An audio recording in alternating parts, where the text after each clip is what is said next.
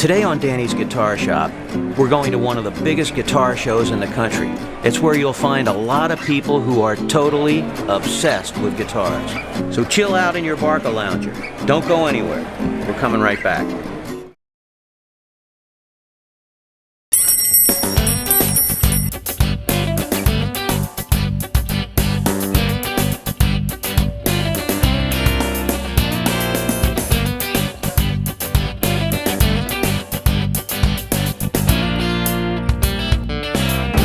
Security. Security. Ladies and gentlemen, we are at a guitar show. These events are held throughout the country all year long, and people come and display their wares. Acoustic guitars, electric guitars, basses, accessories, you name it. If you're into guitars, you'll find it here, all under one roof. We're gonna have some fun today.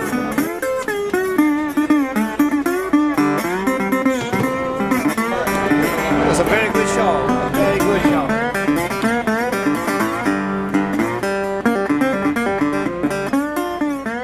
To some people, guitars hold a mystical attraction. There seems to be an unlimited number of guitar enthusiasts.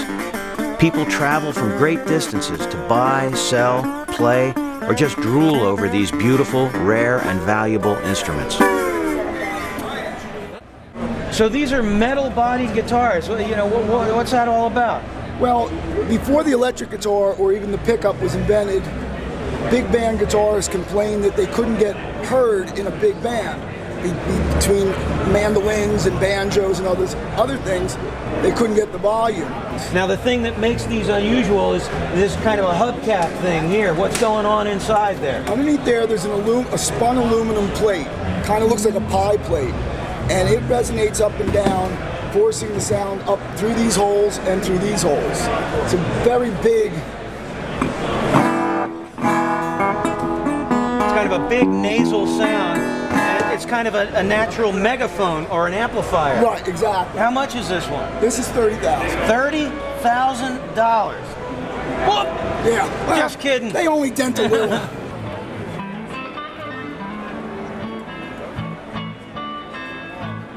This is Charles out of Richmond, Virginia, and he's up here in Philadelphia at the guitar show this weekend, and he specializes in acoustic and folk instruments. You see this whole herd of mandolins here. Have you acquired things as well? Yes, I've bought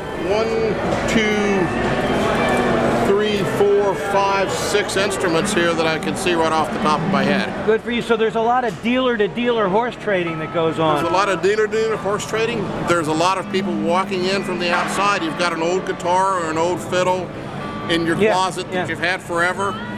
Turn it into cash. And you're right by the door here, so you get first dibs. Everybody fights for spots right by the door. Yeah, that's interesting. Because we come up here with money to spend. Yeah. This is a 1944 Gibson J45 guitar, called a banner peghead, with the old banner says only a Gibson is good enough. These are just some of the best guitars you can get for strumming and singing. And then you can do bluegrass on it, but mostly for like backup rhythm at a fiddle contest. These are it.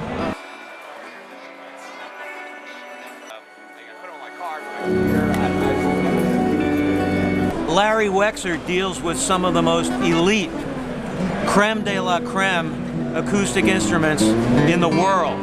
And he came to this guitar show with some of his wares. What is this one here? It's a Martin D18 from 1937. And the earlier pre-war stuff is considered the most desirable, and part of that is a structural thing. They made them with hide glue, Adirondack spruce top, but also the internal structure was done a certain way where the location of the X brace, they call it a forward X, it's closer to the sound hole. It's a more lightly built guitar, the necks are a little bigger, a little wider, and it contributes to that big, rich sound.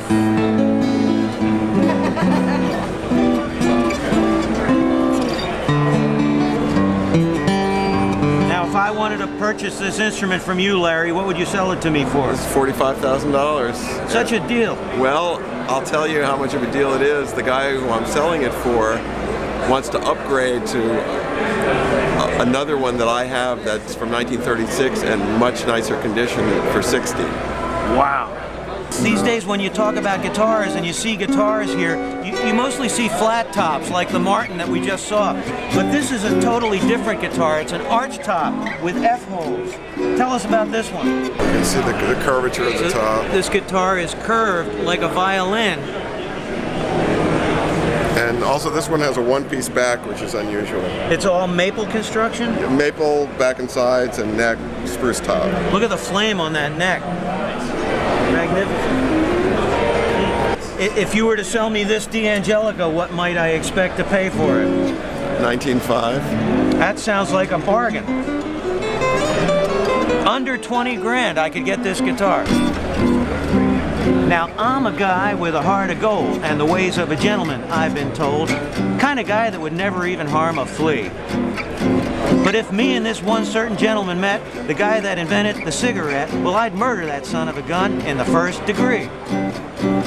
Now, it ain't cause I didn't smoke myself. I never figured it would hurt my health.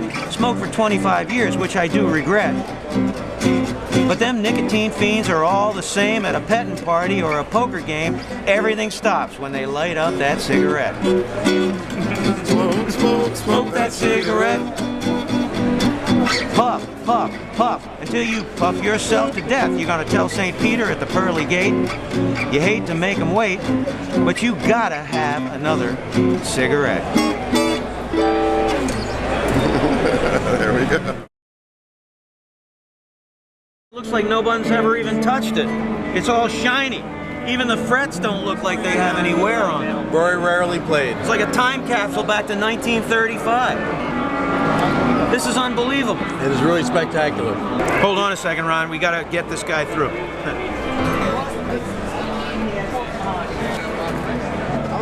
That was like a push cart traffic jam. People are surprised when they look at it. They think, this thing looks kind of wild and crazy, and then they pick it up and it sounds very gentle and mellow and clear, very musical. It's got a lot You of can see through it? yes, like absolutely, a hollow shell. absolutely. I called it a hollow body. It was my daydream, and I'm just taking it one step at a time, looking for someone to take a chance on it, just like I stuck my neck out to build it. Now we're trying to find people who are willing to play it. It looks like you're right here.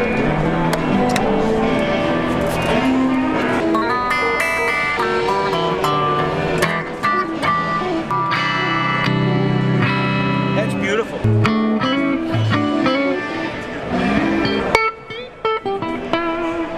Stand up with it. It feels good. This orange stain is really pretty. Yeah.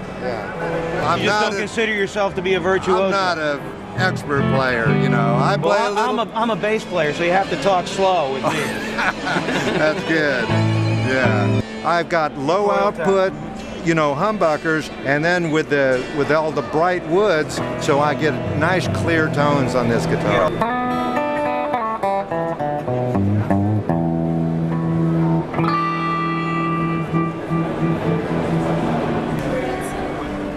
Can I ask you something about Les Pauls? Please do. You have a good selection of these Gibson Les Pauls here, and they're kind of vintage recreations of the old Les Pauls. Yes, we kind of have both. The one back here right behind you, that's a real 59 Les that's Paul. a vintage from Those 50. are two 52s that are the first years that Les Paul was produced, and then everything else, is a replica of those guitars. What do the real old ones go for, those gold tops? Well, like the gold tops, those are in the 20s now. 20,000 or so? Where the Sunburst is, they can go above 200,000. The Sunburst Les Pauls, like from the years 58, 59, and 60.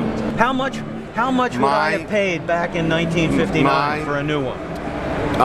$227. $227. So if I held on to that guitar, just kept it under the bed or played it a little bit. No cracks, no issues. It's going to start anywhere, as I said, between 150 to, some of them have gone for $500,000. $900, huh? And it's amazing because this is from the era of the 70s where people didn't consider Fender to be at their best during that era. the 3-bolt neck instead of a 4-bolt neck. You know, polyurethane finish, and after the time of the nitro finishes, but it's still a very valuable commodity to the right buyer. We saw an archtop guitar from the 30s. This is one that's a contemporary, modern version of the archtop with a pickup on it, made by a guitar maker, a luthier by the name of Linda Manzer. She's Canadian, so it's got a very modern design to it, but still very elegant. These guitars, much like violins, they have an arch to the top. They have a curve to them.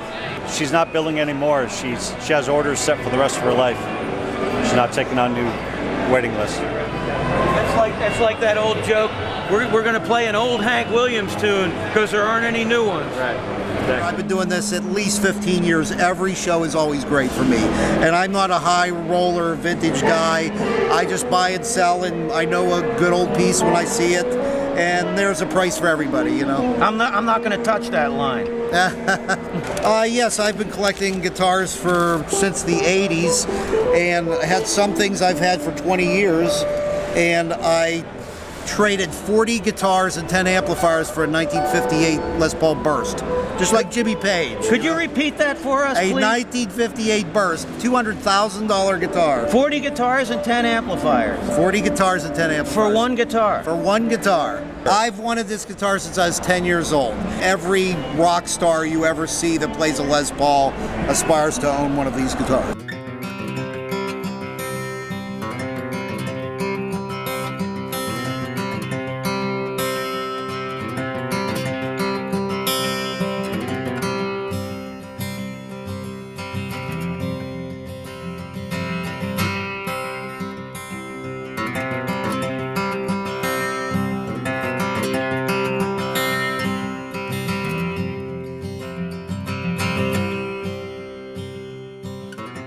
What makes our cables better? Essentially, the cable doesn't interfere with your guitar's ability to talk to the amp. That's what it comes down to. So you get a better sound? Definitely. No kidding. Yeah, I mean, you can use a cable to shape tone. I mean, there's a lot of guys that use coily cables.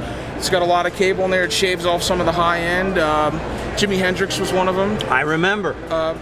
Great. What is it guaranteed against? Our lifetime warranty covers everything on the cable. It's if you break it, you contact us and you get a new one. It's as simple as that. It covers the connectors, the wires, the solder joint. If you slam it in your trunk, we don't care. Bring it to us, we'll give you a new one. That's the whole point of the lifetime warranty. So, very good. Well, thank you. No problem, Dan. Guitar players love foot pedals. That's a lot of gain. You'll hear guitarists use words like tremolo, delay, cue, envelope follower, flanger, echo, and these effects are all provided by this vast smorgasbord of stomp boxes. Now, you can tell a lot about these pedals by their names. I'm going to point this out to you because this is very interesting. You have the Ankh. You have the Seed of Life. You have the, this one is the artist by some former name. This is the Karma pedal, of course, which is important. You got to have Karma. This is the Dharma. So you got your Dharma and you got your Karma. And this, of course, is the power supply. You're not going to get nothing if you don't have power. But what does the Dharma do? It will squash your peaks and, peaks and valleys. You have peaks and valleys like in a mountain.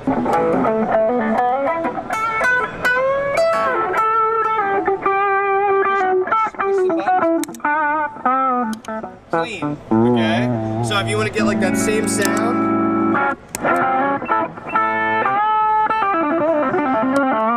If you plug the Dharma into the Karma and then come out of the Seed of Life, you can actually get in touch with your past life, but there's still about a half-hour wait for luggage.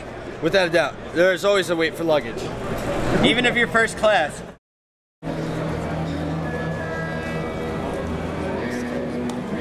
I just spotted this vintage 50s Rogers conga drum in a very rare finish called Mardi Gras Pearl. Isn't that cool?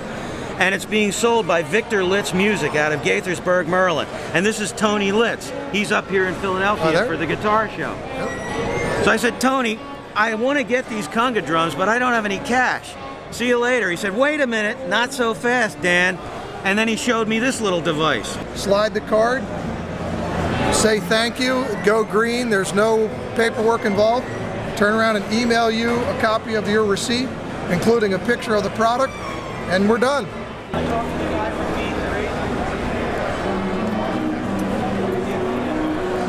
We're seeing a big increase in folk instruments in the marketplace today. Acoustic music is making a huge comeback. So mandolins and even ukuleles are more popular now than they've been in probably decades. Oh, absolutely. This is the year of the uke. Sometimes I'll sell 3 and 4 ukuleles in my shop a day. And being in a college town, I mean, I think this crowd is a little bit more sophisticated towards acoustic instruments.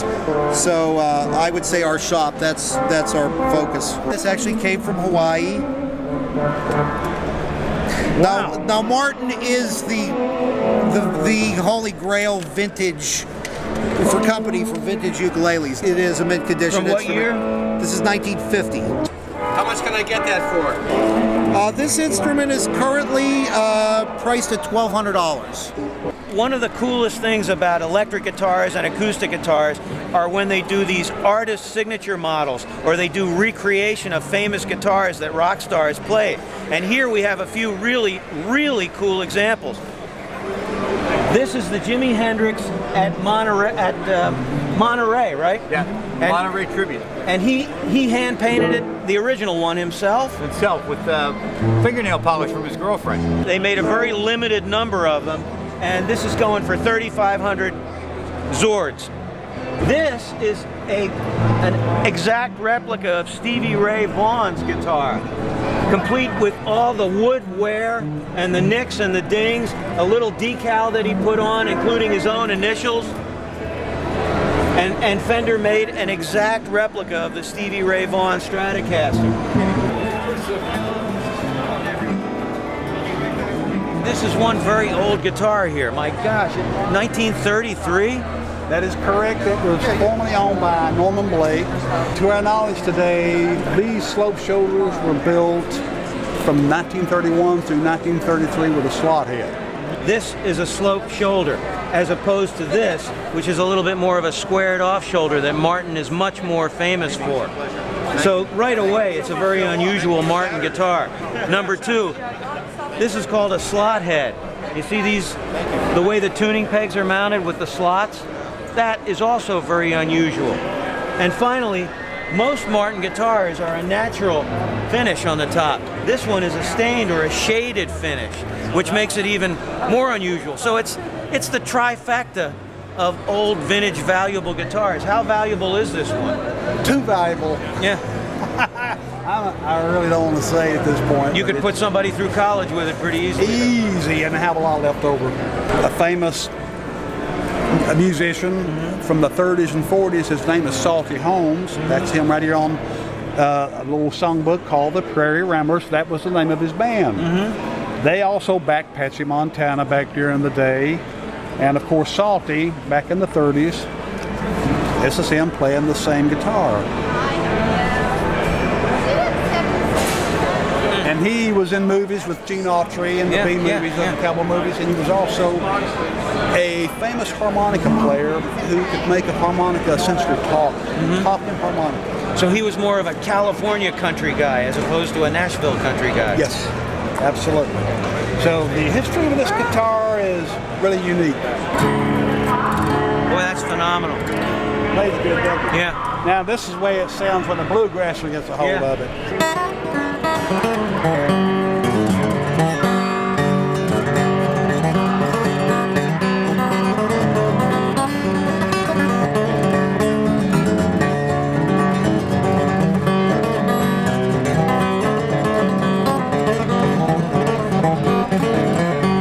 It's a good time to buy one. It is a good time to buy one, and basically you're still buying blue chip stock. I agree. It's really better than the stock market. Has been, it's proved itself over and over and over and over and over. If you take care of a guitar lovingly, It'll it's take care of passed you. from hand to hand. We're just their stewards. We're not really their owners. Absolutely. And, you know, this one's from 1935. 33. 33. So, you know, they don't fall apart. They don't turn bad. They just get sweeter and better through the years. Kind of like us.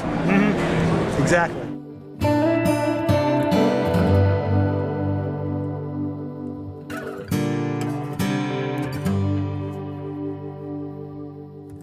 For some people, it's old cars.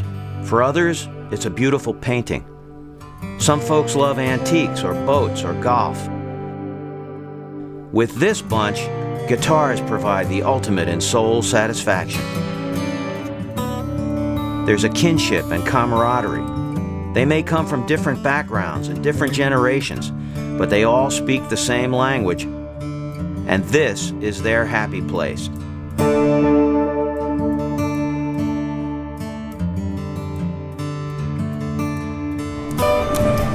We'll see.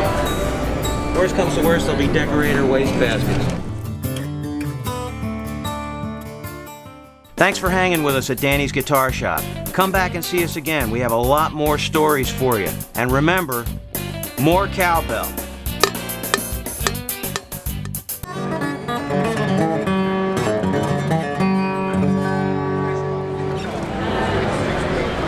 That's all, folks.